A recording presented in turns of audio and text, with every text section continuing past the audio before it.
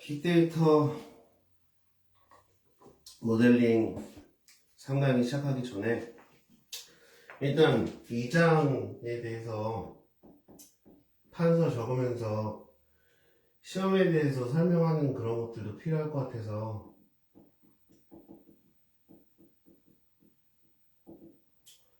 이 시험이 사실은 이공계 학생들만 웬만하면 보는 시험이에요. 그리고 또 소프트웨어 학과라든지 아니면은 컴퓨터공학과 학생이라든지 아니면은 IT 정보 계열 공대 쪽 애들이 많이 시험 보면은 좋은데 이것까지 준비하는 메리트가 사실은 그 학생들한테 없어요. 왜냐면 정보처리기사라는 자격증이 국가 자격증이 또 다른 게 있기 때문에 이거 투자하는데 하는 것보단 차라리 정보처리기사를 따고 간다 하고 그냥 정보처리기사 자격증 하나만 있고 웬만한 수도권에 있는 공대 나오면은 혹은 아니면 이름 있는 공대를 나오면은 좀 약간 인맥 있는 선배들이 기업에 주구장창 있는 공대를 나오면은 취업은 무조건 돼요. 그래서 사실 이거를 굳이 딸 필요성을 못 느껴요. 근데 앞으로 빅데이터 시대가 오기 때문에 내가 지금 얘기를 하는 거는 이공계 학생들 대상으로 얘기하는 게 아니에요. 이공계 학생들은 어떻게 보면 취업이 다 돼. 어떻게든 돼요. 왜냐면 우리나라에서 직접 산업 그거의 구조는 한 50대 50이거나 오히려 이공계열 취업할 곳이 더 많은데 나 때만 해도 그래서 나 때도 그렇고 지금도 거의 마찬가지지만 인문계가 거의 7, 80%고 이공계가 그냥 2, 30%밖에 과를 지정한 지금은 공통 그걸로 바뀌어서 바뀌었다고 하지만 결론적으로는 지금 이공계열 학생들이 어떻게 보면은 이거를 따려고 공부하려고 하는 시간에 차라리 토익이나 탭스를 공부해서 영어를 잘 해가지고 자신의 전공 이공계열 전공을 살려가지고 시험을 준비하는 게 오히려 더 효과가 빠를 거예요. 근데 이 시험을 왜 준비해야 되냐? 이 시험이 분석기라는 시험이 빅데이터 분석기라는 시험이 앞으로 계속 4차 산업혁명에서 빅데이터로 해서 지금 쌓인 데이터들이 엄청나게 많기 때문에 거기에서 앞으로 우리가 미래지향적으로 봐야 될 관점들, 포인트를 찾아야 되기 때문에 그리고 또 나 같은 경우에는 바이오 전공인데 환자들의 치료 기술이 개발돼야 되고 그 다음에 편의, 복지들이 개발돼야 되는데 자료는 쌓여 있는데 분석할 사람이 없어요. 그리고 사실 내가 이 분야에 있지만은 SCI 논문 관련돼서 빅데이터 관련돼서 쓰신 분들 중에서 자격증 가진 사람들이 없어. 이 빅데이터 이게 생긴 지도 얼마 안 됐지만 이 자격증을 앞으로도 따려고 생각을 가지신 분들이 그렇게 많이 없어. 왜냐면은 이미 그때쯤에 가면은 다 라인 타고 가거든. 무슨 소리냐면은 이 직업을 데이터 전문가라고 데이터 사이언티스트라고 하는데 사이언티스트들은 거의 그냥 그쪽 라인 그러니까 의대 라인 수능 보고 나와서 대학에서 연구소에서 랩돌이 하면서부터 쌓여진 인연대로 거기서 루트 타고 거기서 다 취업이 되고 그 다음에 거기서 다 떠먹여주는 그런 구조로 취업 구조가 돼 있어가지고 과학자들은 사실은 취업 걱정이 많이 있는 사람들은 자기 적성이 안 맞는 사람들이 많을 뿐이지 연구에 적성이 맞는 사람들은 어디 가든지 간에 지금 계속 인력이 어느지 간에 그냥 계속 프리패스로 연결되어 있는 곳이 많아. 그리고 나 같은 경우에는 지금 이거 강의 들으면 보겠지만 나는 대구에 있는 지역거점 국립대학교를 나왔기 때문에 거기 그냥 내가 이도저도 안다면은 어디 평생교육원 같은 데서 수학강사 자격증 따는 거 프로그램 수료증 하나 따고 나서 거기서 동네 보습학원에서 일자리 잡고 수학 학원을, 수학이랑 과학 가르치는 걸로, 아니면은 내가 직접 지금 정도 있는 돈으로 해서 학원 차려서 원장을 하던가, 그래서 거기서 학원 차려서 애들 또 받고 학교 선생님들한테 하나하나씩 연락해가지고 지금 내 지금 친구들 중에 경북대학교 친구들 중에서 지금 수학 선생님이 계신 친구들, 동아리 친구들, 뭐 그런 친구들한테 연락을 해서 뭐 도와달라 하면은 학원생 원생을 받아서 그냥 학원 차려서 거기서 살면 되는데, 내가 지금 빅데이터를 연구하는 이유는, 그래도 빅데이터 분석 자격증을 따려고 하는 이유는 다른 게 없어. 좀 더 뭔가 사회에 이점이 되는 일을 하고, 내가 과학자로서의 자질은 어느 정도 내가 유전적으로 태어났다고 생각하기 때문에 데이터 분석을 해야지 앞으로 내가 더 그러니까 내가 살아오면서 이런 일들을 해왔구나 라고 보람을 느낄 수 있는 만한 것들을 할 수 있고, 빅데이터를 연구하는 사람들이 빅데이터를 많이 연구해야지 앞으로 데이터 사이언티스트들이 많이 등장해야지 우리나라 경제가 살고, 그 다음에 우리나라에서 노벨상도 나오고, 그 다음에 세계적으로서 뒤처지지가 않아. 근데 이 자격증이 정보 처리 기사랑 비교했을 때 과연 더 메리트가 있느냐라는 건 아직 나도 사실은 뭐 논문에는 데이터 사이언티스트가 앞으로 뜬다고 하지만 우리나라의 구조적인 현실에서 그게 가능할지 모르겠어. 만약에 이 자격증을 딴 다음에 해외랑 연계가 된다면은, 그래서 해외에서 라이센스를 그냥 거기 있는 과학기술 장관이라든지 다른 나라에 있는 그런 사람들이 우리나라에서 딴 것도 거기서 인정해준다 해가지고 해서 외국 나가서 하면은 돈을 더 많이 벌 텐데, 지금 우리나라 구조선에서 이게 딴 다음에 그렇게 많은 연봉을 할지는 나도 사실은 못 장담하겠지만, 아무튼 그런 상황에서 이 시험을 준비하는 친구들에게 내가 가진 강의력이라는 것을 해가지고 좀 도움이 될 수 있다면 도움이 되고 싶어서 이걸 지금 강의를 만들고 있는 거야. 근데 이게 난 첫 시험이야. 근데 아마 모르겠어. 근데 붙으면 좋은데 떨어져도 뭐 다음에 붙을 거고, 이건 일단 무조건 따놓을 건데, 그래도 앞으로 이거 계속하면서 리허설 강의를 지금 몇 개 해서 좀 나도 이 영상을 보고 피드백을 받아서 다시 더 훌륭한 강의를 하려고 하는 거기 때문에, 일단은 그런 상황인 것만 얘기해 두고 설명할게. 일단 지금 우리가 하는 건 빅데이터 모델링이야. 자, 제1장 분석 모형 설계. 왜냐면 내가 지금 떠든 이유는 이거 적으려고 했었어. 왜냐면 분석 기법 적용을 다 설명하고 싶어서 말로 설명하고 이거 하나하나씩 지으면서 텍스트로 하고 넘어갈 거야. 왜냐면 2장까지 넘어갔어. 1장, 2장까지 이 과목까지 공부했으면 빅데이터 모델링에 대해서 어느 정도 개념이 다 있다고 생각하고, 말로만 설명해도 이 강의를 들었을 때 그런 게 있었지 하면서 머릿속에서 파박파박 튀어나올 거라고 생각해서 이렇게 설명하는 거야. 자, 분석 모형 설계에서 분석 모형 선정이라는 게 있어. 분석 모형 선정이 뭐냐면은 통계 분석,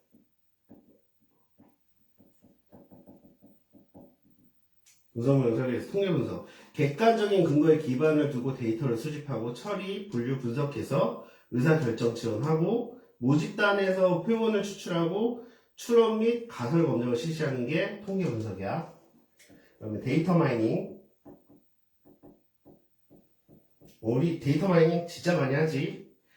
래피더 마이너라는 소프트웨어로 나는 제일 많이 했었고, 그 다음에 사실 알로도 데이터 마이닝을 할 수 있으니까. 자, 수학이나 통계적 기술을 활용해서 데이터 분석, 그 다음에 새로운 상관관계나 추세를 파악하고 예측 및 분류 등의 활용, 그 다음에 분석 모형 선정이라는 것은 데이터 유형, 변수, 속성을 파악하고 연구 목적에 맞게 데이터 분석 모형을 선정하는 작업. 자, 그리고 여기서 가장 방법론 중에서 제일 많이 언급되는 게 있는데, 이건 외워야 되는 게 최적화랑 옵티마이제이션이랑, 그리고 솔루션 3, 그리고 통찰. 그 다음에 4, 그 발견인데,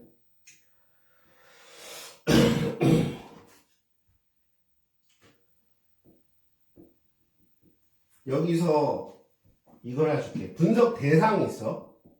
그 다음에 기술이 있어.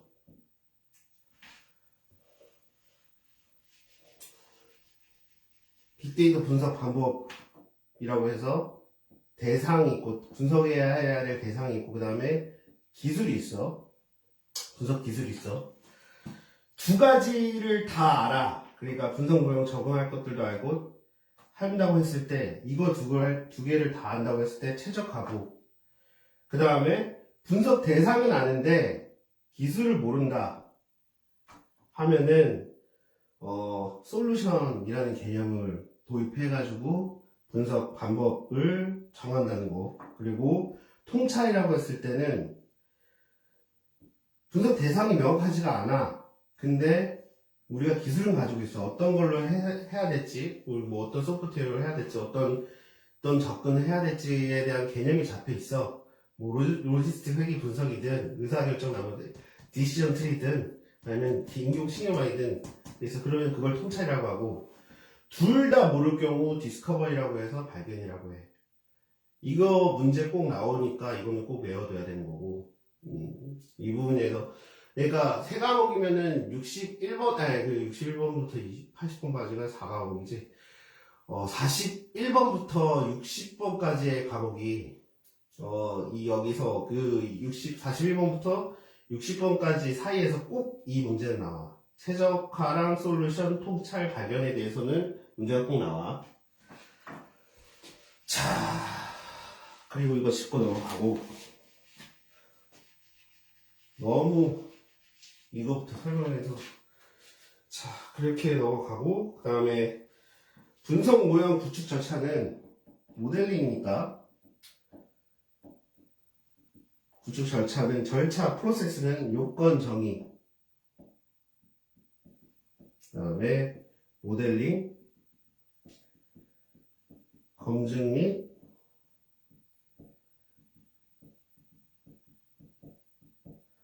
그리고 최종적으로는 적용, 그리고 주기적 검토.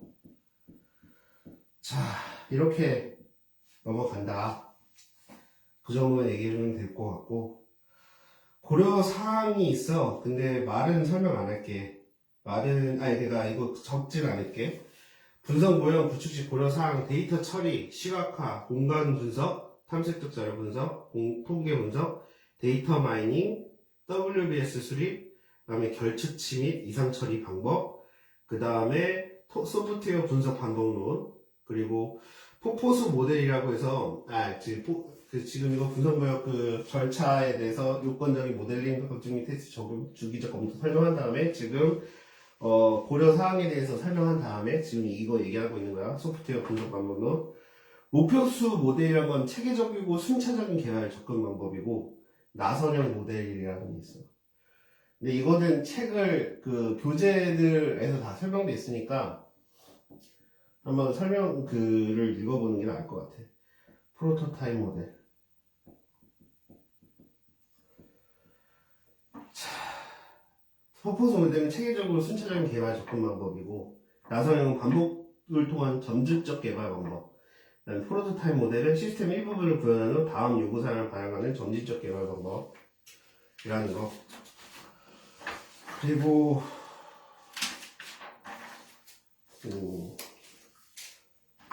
하나하나씩 설명하고 넘어가야 되니까.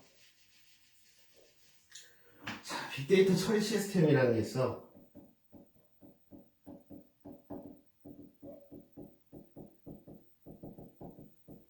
여기서 대용량을 데이터를 분산, 경렬 처리하고 관리하는 시스템인데, 주요 기능은 뭐냐면은 데이터 검증,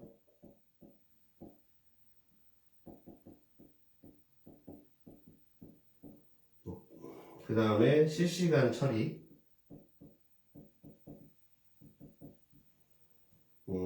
그리고 데이터 품질 관리. 데이터도 품질 관리를 해서 출시를 해.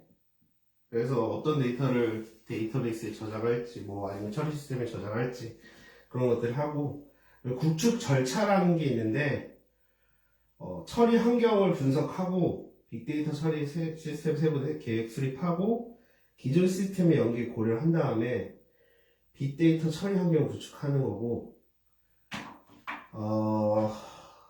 여기서 뭐 더 설명하자면은 빅데이터 처리 시스템이 실시간으로 해서 어떻게 보면은 클라우드 형식으로 그 체계화되어 있어서 뭐 다음이라든지 네이버라든지 그런 회사에서 관리하는 서버가 있어.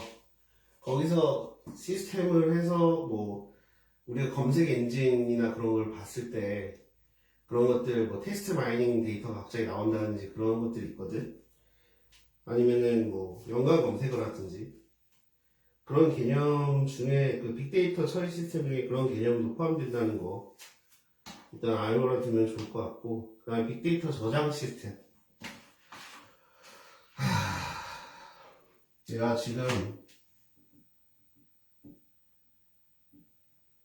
지금 아까 보니까 새벽 3시 20분인가 30분이었거든?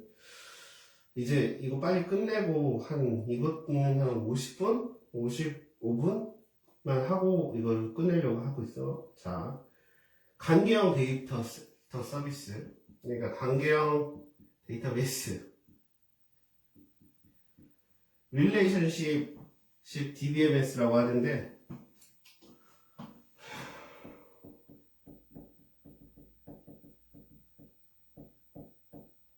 그리고 NoSQL. 사실 나도 PPT를 띄워놓고 뭐 멋지게 교재에 있는 내용 캡처해가지고 교재에 있는 확인 문제도 풀어보면서 해보고 싶은데 그러기엔 시간이 너무 촉박하고 나한테 주어진 시간이, 그리고 나도 이거를 판사하면서 하나씩 짚어내면서 백지국습을 하는 거기 때문에, 자, 설명하자면 간계형 데이터베이스는 주로 경영 데이터 유형의 데이터를 저장하는 시스템이고, NoSQL은 기존 RDBMS와 비교하여 상대적으로 제한이 덜한 데이터 모델을 적용하는 거고, 하드웨어, 뭐 여기서 빅데이터 저장 시스템 중에서 하드웨어 분야야. 마스터 노드, 그러니까 즉 마스터 노드가 메모리 상에서 처리해야 할 작업이 많은 경우 고용량 메모리 요구하는 마스터 노드와 슬레이브 노드, 파일 블록 저장, 작업 수행 노드로 구분되고, 하드웨어는. 소프트웨어는 데이터 수집, 변환 적재, 데이터 관리 및 분석용 소프트웨어로 구분합니다. 그리고 뭐 아까 그 1장에서도 1과목에서도 설명했던 내용인데, 데이터 분석 도구는 보통은 제일 많이 쓰는 게 보편화되는 게 R인 것 같긴 해. 근데 R도 어떻게 보면 통계이기 때문에 좀 고수들은 하둡도 사용한다고 하더라고. 자바 기반의 오픈소스인데 하둡을 많이 사용하는 사람들이 꽤 있나봐. 그래서 하둡 대용량의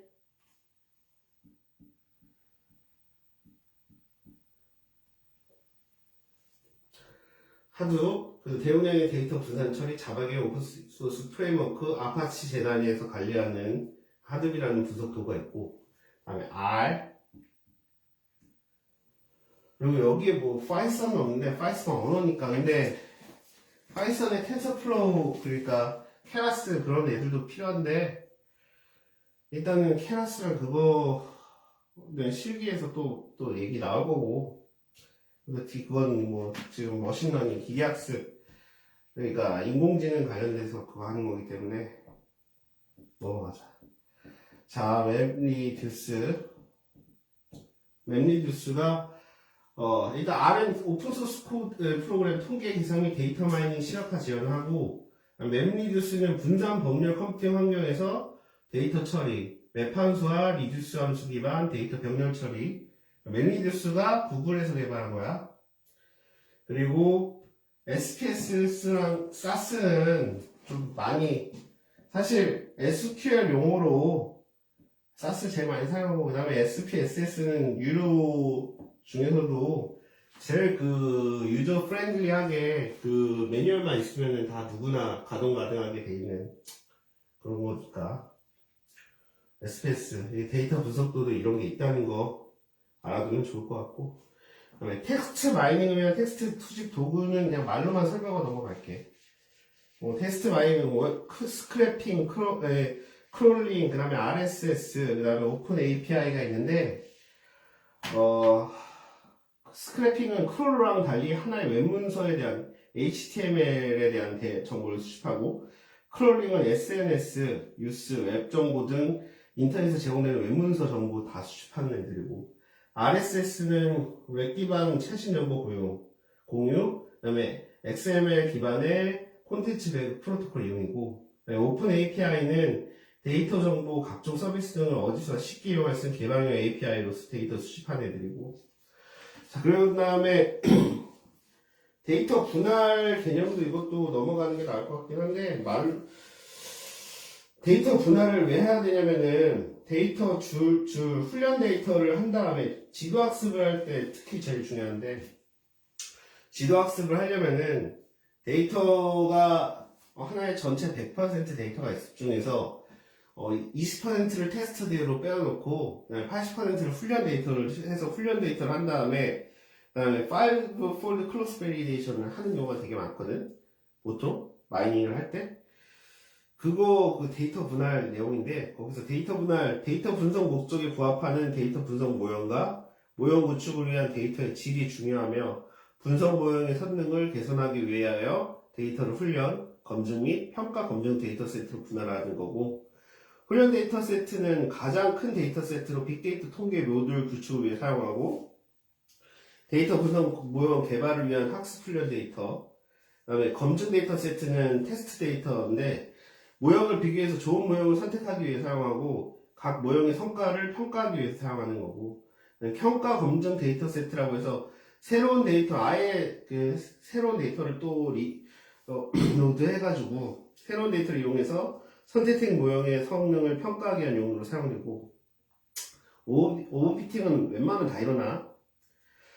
근데 자료가 적어서 오버피팅이 일어나는데, 자료가 많으면 오버피팅이 안 일어나는 알고리즘들이 있어. 증명된 알고리즘들이.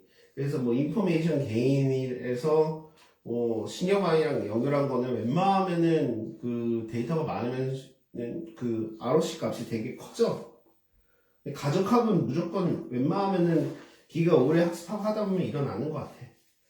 자, 이제 1장은 구성모형 사례를 뺐고, 자, 이제 회귀분석.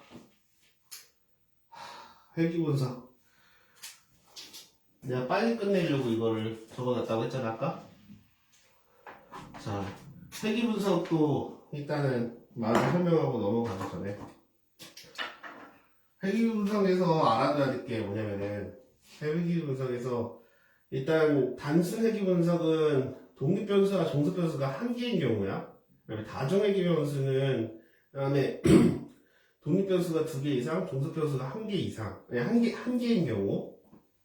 그 다음에 회귀분석 변수들 사이의 함수적 관계를 알아보기 위해서 수행하는 통계적 기법으로서 독립변수와 종속변수 사이의 함수식 유도, 독립변수 값을 이용해서 종속변수 값을 예측하는데,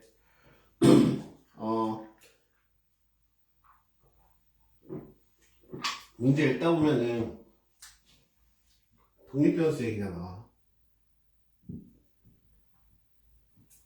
종속변수 얘기가 나와.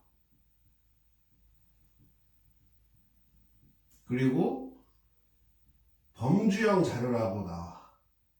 범주형 자료. 그러면 이거 무조건 회귀분석해야 돼. 회귀분석을 얘기하는 거고,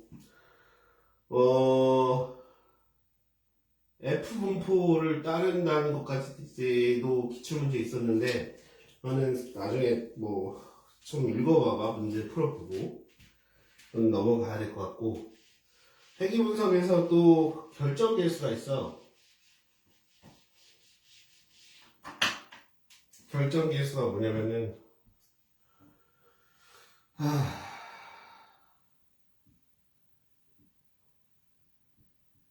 결정계수가 자 코 에피션트 오브 디터미네이션 뭐 이렇게 돼 있어. 디터미네이션 코 에피션트 오브 디터미네이션 결정계수가 있는데 말로 설명할게. 총 변동 중에서 회귀식에 의하여 설명되는 변동의 비율로 회귀 모형의 설명력을 나타내고 단순 회귀 분석 모형의 경우 결정계수의 값이 1에 가까울수록, 그러니까 단순 회귀 분석 모형의 경우 결정계수의 값이 1에 가까울수록 점들이 직선 주위에 밀집되어 나타나게 되어 회귀에 의한 설명이 잘 되걸 듯한. 그리고 단순 회귀 모형의 가정은 선형성, 등 분산성,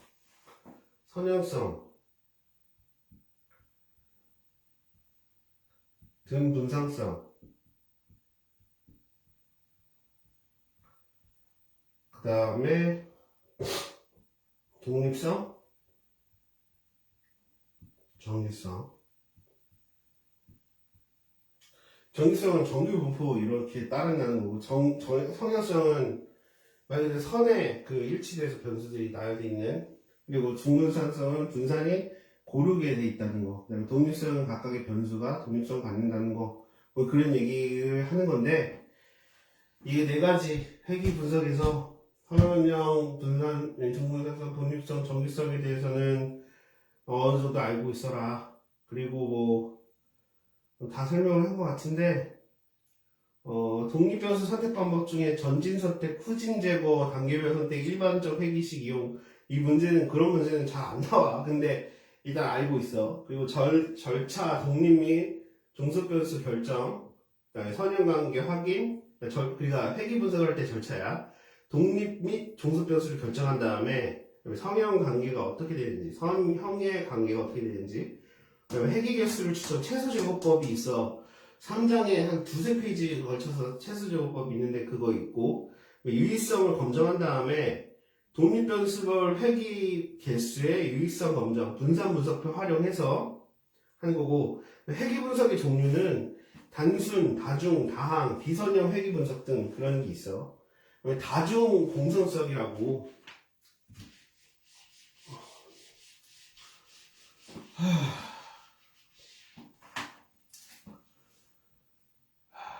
언어바들 설명해야 되는구나.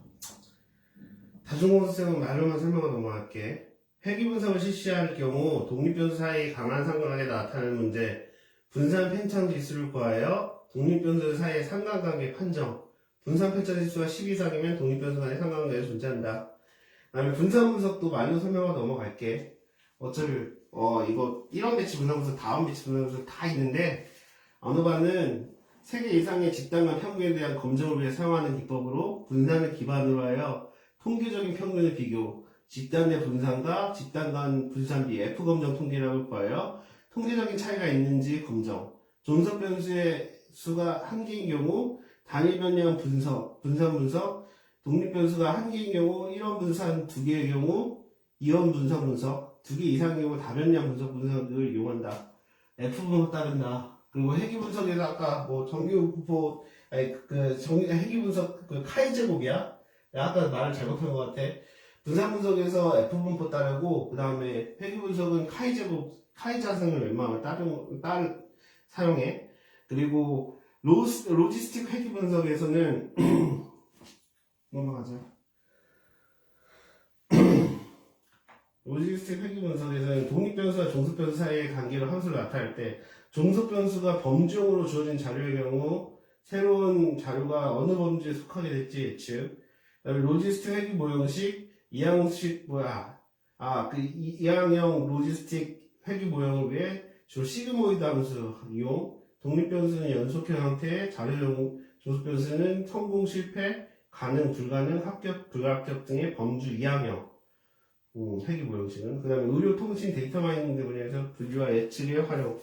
보통 로지스틱 회귀 분석이 그냥 회귀 분석처럼 쓰여지는데, 아까도 얘기했지만 범주형 자료, 근데 연속형이었을 때 회귀는 또 달라. 그 다중회귀 분석이나 뭐 변수 여러 개, 그러니까 독립 변수가 여러 개 있고, 그 다음에 종속 변수가 있으면은, 그건 또 다른 문제니까, 로지스틱에서 범주형, 그거 기억해서, 아까 그거 문제, 아까 내가 설명했을 때, 그 부분에 대해서 로지스틱 회계 분석을 내가 회계 분석이랑 헷갈려서 설명한 것 같은데, 회계 분석이 그것도 있지만, 범주형 자료도 있지만은, 더 그 포괄적인 개념으로 더 다른 연속형도 있다는 거. 그리고 그거 잊지 말고 있고, 그 다음에 의사결정 나무가 있는데, 이게 디시전 트리라고 해서, 우리 뭐 그 사다리 타기 하듯이처럼, yes, no, yes, no, yes, no 해가지고, 그래서 결론은 나는 그 뭐 사다리 타기처럼 이렇게 나오는 그게 의사결정 나무야. 디시전 트리를 타면 근데 꼭 정확한 자료나 그렇게 반드시 그렇게 막 높은 그 답을 내오지 않아. 왜냐면 이분법적으로만 생각하는 경우가 많아서 의사결정 구조를 나무 모형으로 나타낸 것으로 과거에 수집된 자료를 분석해서 이들 사이에 존재하는 패턴을 나타내며 분류 모형에 주로 사용되고 전체 자료를 몇 개의 소집단으로 분류하거나 예측을 수행하는 데 활용되고 트리 구조 형성 알고리즘이라고 해서 카이스퀘어 오토매틱 인터랙션 디텍션이라고 해서 이산형 목표형의 목표 변수의 경우 카이 제곱, 그 다음에 연속형인 거 F정 통도형을 분류구조 형성하는 건데, 트리 구조 모델도 이것도 좀 복잡해. 카트라고 해서 그 클래시피케이션에 있는 리그레션 트리라고 해서 지니 인덱스 사용하는 것도 있고, 엔트로피 인덱스 사용하는 것도 있고, 결론은 그 의사결정 나오는 기업의 부도 예측, 그 다음에 주식의 상한가 종목 예측, 환율 예측, 경제 전망 등에 활용하는 그런 그게 디시전 트리인데, 제일 많이 사용해. 데이터 마이너에서. 디시전 트리가 기본적으로 나중에는 랜덤 포레스트랑 같이 해서 앙상블 학습에 넘어가는 거거든.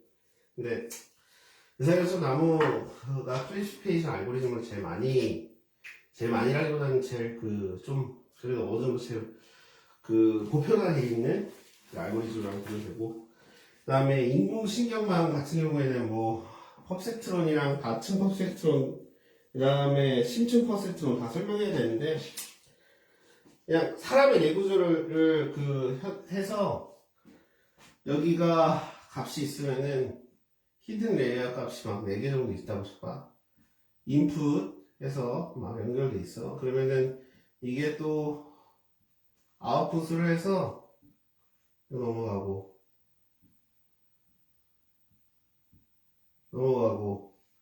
이게 인풋, 아웃풋, 그 다음에 히든 레이어, 은닉축이라고 하지. 그래서 가중치 값이 넘어가는 게 있는데, 좀 뭐 설명을 더 하자면 인공신경망에 대해서 이것도 설명해야 될 게 많다.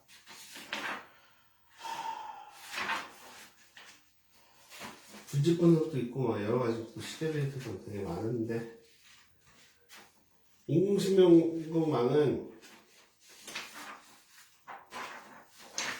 그 알파고 관련돼서 그게 있는데, 나중에는 유런 활성화 함수라는 게 있어. ANN 유런 계산법이 있고, 그 다음에 뭐라고 해야 되지? 단층 펍세트론 기준으로 해서 XO, Y 해가지고 0, 1, 0, 1, 마이너스 1, 1, 0 이거 해서 움직이는 그 식이 있는데, 그거를 설명하자니 지금 시간이 너무 오래 걸리고, 그거는 유런 활성화 함수라는 걸 검색해서 해보고, 그 다음에 이게 이미지 할 때 컨볼루셔널 뉴럴 네트워크도 있는데, 그것도 나중에는 뭐 한번 읽어봐야 돼. 왜냐면은 빅데이터 할 때 지금 다 신경만 관련돼서 관심이 많기 때문에, 그래서 그 개념을 알아두면 좋겠고, 서포트 벡터 배치는 이게 막 세모, 네모 있으면은 여기 이게 이렇게 네모가 아니고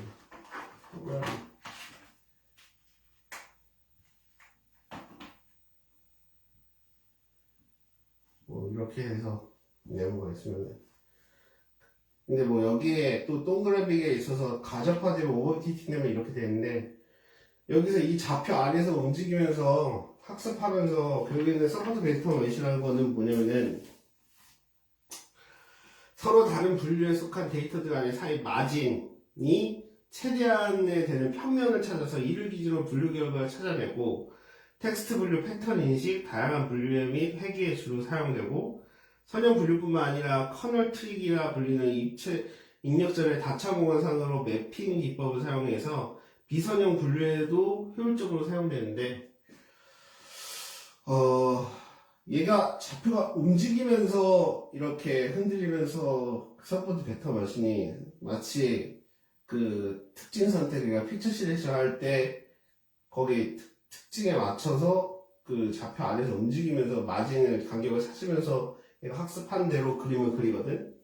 그 연결되거든. 결국에는 알고리즘이 이거를 뭐 직접 실무 자들은 이거 이해할 텐데, 아무튼 서포트 벡터 머신도 이것도 뭐 앙상블 학습이랑 같이 연결돼가지고 많이 그 모델링에서 모형 분석 모형에서 활용되는 거고, 인공신경 설명과 서포트 벡터 머신 설명했으니까 인공신경학이 딥러닝이랑 연결되어 있는 것도 알아야 되고, 아까 CNN이랑 ANN 그거는 방금 설명한 거는 딥러닝이야. 딥러닝인데 인공신경은 기본으로 그 기준으로 대부분 심층 퍼셉트론처럼 강화학습에 대해서 내용이니까 알아두면 좋을 것 같고, 연관성 분석은 이것도 되게 설명하면 되게 긴데, 결국에는 지지도, 그 다음에 신뢰도, 향상도 기준으로 해서 S, 그 다음에 C, L, 그 앞에 지지도가 서포트고, 그 다음에 신뢰도가 컨피던스고, 그 다음에 향상도가 리포트인데, 이 연관성 분석은 분식 분석을 이통에 나눠진 클러스터를 대상으로 각 그룹에 대한 특성을 분석하는 게 연관성 분석이야. 어소시에이션 아나리시스라고 하고, 그 다음에 연관성 분석 다음에 나온 게 군집 분석인데, 군집 분석은 어떻게 보면은 비지도 학습의 전형적인 예이기도 해. 연관성 분석이랑 군집 분석은 그 개념을 알아뒀으면 좋겠고, 군집 분석이라고 했을 때 군집 분석은 개체들에 대한 사전 지질 없이 유사도에 근거해서 군집을 구분하고 새로운 개체를 독립변수 값을 가지고 예측하는 건데, 분류 방법은 개체적 군집이라고 해서 가장 유사한 개체를 묶어나가는 과정을 반복하여 원하는 개수의 군집을 형성하고, K평균 군집이라고 해서 군집 안의 중심과 해당 군집의 각 개체 간의 거리의 합이 최소화되고, 군집 간의 분리는 각 군집의 중심 간의 거리 합이 최대화. 혼합부호 군집이라는 게 있는데, 군집을 몇 개의 보수로 표현하고 확률분포를 도입하여 군집 수행하고, 자기 조직화 지도라고 셀프 오리가니션 맵이라고 있어. 다차원 데이터를 이해하기 쉬운 저차원의 유런으로 정리하고 지도 형태를 형성하는 것 등들이 있고, 덴드로그램이라고 해서 개체들이 결합되는 순서를 나타내는 틀 형태의 구조인 게 있고, 워드라고 해서 두 군집 간의 유사성을 두 군집이 합쳤을 때 오차 제곱과의 증가분에 기반해서 측정하고, 군집 간의 거리를 측정한 방법에는 민코프스키, 유클리디안, 맨해튼, 그 다음에 체비셰프 거리 측정도 있는데, 체비셰프 거리 측정이라는 말이 나오면 그게 군집 분석이라는 거 알아두면 돼. 그리고 변주형 자료 분석이라고 해서 관측된 데이터가 몇 개의 범주로 분류되고 각 범주의 도수로 자료가 주어진 경우 적합도 검정, 동질성 검정, 독립성 검증 등의 방법, 그러니까 카이제곱 검정 통계량을 이용해서 범주형 자료를 분석한다. 카이제곱 범주형 자료는 카이제곱 생각해야 돼. 아까 내가 회귀 분석에서 카이제곱 한다고 했지. F분포는 분산이야. 분산 분석할 때 F분포가 내가 아까 말을 잘못했어. 그리고 다변량 분석은 이거 넘어가면 좋을 것 같은데 읽어봐. 일변량 통계 분석 있고 다변량 통계 분석 있고, 그 다음에 뭐 변수의 차원 축소 방법, 케이스 차원 분석 방법, 요인 분석, 활용 분석, 다차원 척도법인데, 다차원 척도법 같은 경우에는 개체들의 특성을 측정하고 특성을 이용해 개체들 사이의 유사성과 비유사성을 측정하며 다차원 공간상의 점을 표현하고 다차원 공간상의 유사성이 큰 대상들은 가깝게 유사성이 작은 대상들은 상대적으로 멀게 위치시킨다. 그리고 이게 시계열 데이터는 문제 꼭 나와. 이것도 중요해. 되게 중요해. 문제 웬만하면 다 나오는 게 추세, 그리고 그 다음에 추세 다음에 계절성, 주기성, 그 다음에 자기상관, 그리고 백색 자본 등이 있는데, 이거 문제 사지선다에서 다음 중 시계열 데이터 분석의 특징이 아닌 것은 이라고 했을 때 추세, 계절성 나온 다음에 백색 자본 나온 다음에 그 다음에 이상한 거 껴나 뭐 정규성이라든지 아니면은 뭐 일치성이라든지 그런 거 꺼나. 근데 이거 5가지는 외우고 있어야 돼. 시계열 데이터에서 추세, 계절성, 주기성, 자기상관, 백색 자본 이거 두고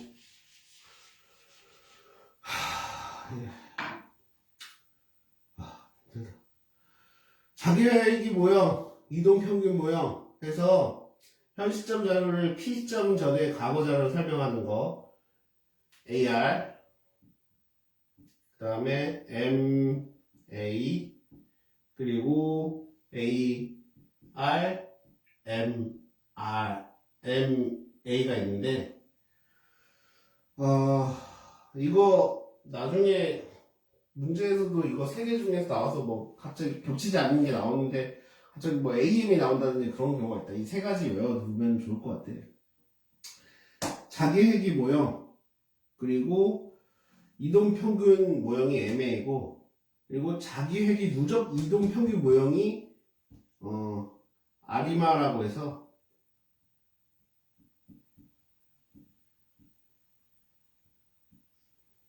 자기 회귀 누적 이동 평균 모형이 시계열 데이터에서 나오는 것들 문제집 중에서 나온다. 이제 분석비로 사용해서 시계열 분석까지 했으니까 이제 베이지안 기법이랑 비전형 데이터 분석이랑 안상 분석이랑 비모스 통계랑 그리고 4가지만 5가지만 설명하면 이 강의 끝나네. 베이지안 기법, 베이지안 네이브 베이지 뭐 여러가지 그 알고리즘이 있는데 이것도 관측된 데이터 정보에서 주관적 확률에 근거한 사정분포를 이용해서 사후분포를 계산하고 사후분포를 통해 모수를 추정한다. 베이지안의 이론의 핵심은 베이지 정리이며 어떤 비즈에서 변수의 불확실성은 확률분포로 표현되고 이는 가교의 경험에 기초한 주관적 사전지식과 현재 데이터에 기반한 객관적 우도, likelihood의 곱으로 주어진다. 베이지안 네트워크, 빌리프 네트워크라고 해서 방향성 비순환 그래프라고 해서 directly acyclic 그래프라고 해서 아실릭이라고 해야 되나? 지금 돈이 없네. 아무튼 네이브 베이지안이라고 해서 또 측정 자료가 여러가지 수를 가지고 있을 때 해당 자료에 어느 수를 넣을지 결정, 주가 상승 예상 중국 분류, 문서 내용 분류, 스팸 메일 분류 등의 활용인데 인포메이션 기기랑 네이브 베이지 조합이 어떻게 보면 제일 보통 기본적으로 보편화돼 있고 제일 잘 나와. 그거 생각하면 될 거야. 실무하는 학생들 중에서. 베이지안 기법. 그리고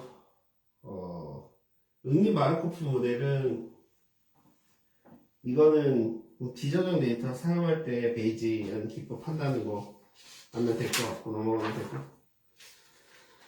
딥러닝 심층신경망에 종류했을 때 CNN, RNN, 그 다음에 RBM, 그 다음에 DBM, GAN, GAN이 딥페이크야. 딥페이크 공부하면 그거 나중에 앞으로 연구하는 것 중에서 병원 픽처 그걸 선택해가지고, 그러니까 환자의 엑스레이 상태나 그런 거 해가지고, 학습해가지고 미리 가짜 환자를 만들어내가지고 가짜 환자에서 일어날 수 있는 그런 걸 예측해서 모델로 선정하는 그런 것들도 연구가 되고 있어. 근데 뭐 그거는 앞으로 엄청난 미래 얘기고 지금 그냥 대부분 다 GA의 알고리즘이라고 하면 그냥 얼굴 합성하는 거야 그냥. 그러니까 사람 얼굴에다가 이미지를 그런 식 GAN 알고리즘 그런 식으로도 사용할 수 있는데 엑스레이 그런 걸로 할 수도 있는데 그 알고리즘을 사용해서 지금 하는 거는 그냥 얼굴 바꿔치기 아니면은 표정 그 재현하기 그런 거 말고는 지금 연구되고 있는 게 그렇게 크게 없어. 병원 연구에서 앞으로 GAN 알고리즘은 연구돼야 되는데 아무튼 보통은 병원에서는 CNN 알고리즘을 많이 쓰고 그래 내가 왜냐면 의학 관련돼서 연구했기 때문에 이게 갑자기 생각이 나서 얘기하는 거야. 딥러닝 개발 환경에서 텐서플로우랑 카페랑 테노 그 다음에 체이너 그 다음에 MX대 케라스 등이 있어. 근데 나는 지금 텐서플로우랑 케라스밖에 잘 생각 안 나. 그 다음에 비전한 데이터 분석 그 언스트럭처 데이터 아나리시스라고 해서 비전 데이터 분석은 그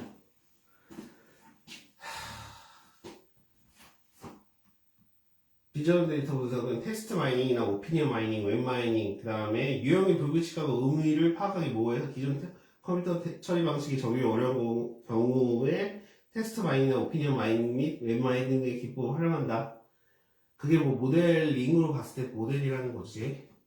암살부 분석은 랜덤 포레스트를 주로 얘기하는데 랜덤 포레스트에서 배깅에서 랜덤 가정을 추가하고 배깅의 개념과 속성의 임의 선택, 그 다음에 결합 훈련 과정에서 구성한 다수의 결정 트리로부터 분류 또는 회귀 분석, 표구가 예측 등 결과 출력한다는 거.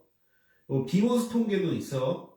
비모스 통계, 암살 분석은 일단 지금 방금 랜덤 포레스트 설명한 것 같고, 샘플을 그 암살 학습의 개념은 그거야. 샘플을 여러 번 뽑아서 각 모델을 학습하고 결과물을 짓게 하는 거고, 그걸 반복적인 과정이라고 하고, 그래서 배깅이랑 부스팅 생각하면 된다는 거고.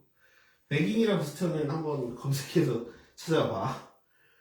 비모스 통계는 정규 검정에서 정규 분포를 따르지 않거나 표본의 10개 미만인 소규모인 경우 자료의 크기를 순으로 배열을 하여 순위를 매긴 후 다음 순위 합을 통해 차이를 서로 비교하는 거고, 비모스 검정은 모집 단위 분포가 알려져 있지 않은 경우 관측값의 실제 자료가 아닌 순위의 형태로 경우 순위 등의 형태인 경우에 수행하고, 비모스 검정의 종류는 윌코슨 순위합 검정, 크루스 칼 알리스 순위 검정 등 부호 검정이랑 런 검정은 표본의 독립성 검정이라고 있어. 런은 동일한 관측값이 연속적으로 이어진 것을 얘기해. 이게 3장 이거 다 얘기를 비모스 통계까지 다 얘기를 한 거고 말로 안상문서 랜덤 포레스트 얘기했고 비모스 통계에서 뭐 샘플 추출 다시 반복적으로 해서 하는 거 배깅이랑 부스팅 다 설명했고 이장 분석 기법까지 설명했는데 여기서 뭐 문제 한 문제만 뭐 세 문제도 더 풀고 싶은데 지금 새벽 4시야 거의. 그래서 나도 이제 집에 가야 될 것 같아서 마지막으로 기출문제 한 문제만 같이 보고 넘어가는 걸로. 오답 노트를 내가 다 만들었어. 여태까지 모의고사랑 기출문제 다 해서 나 이것만 보고 가면 되는데, 그리고 또 공부도 다 했지만 그래도 일단은 내가 해야 되는 게 맞는 것 같아서. 자,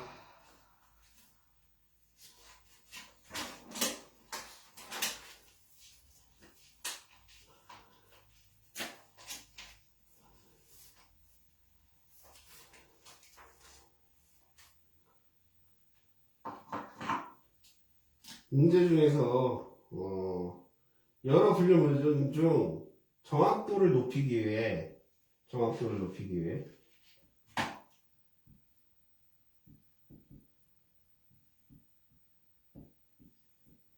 높이기 위해서 앙상블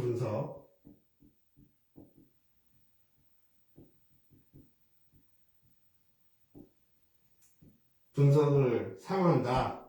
앙상블 분석 모형을 설계하기 위한 학습법 중 웨이트, 가중치를 이용해서 약분류기를 강분류기로 그러니까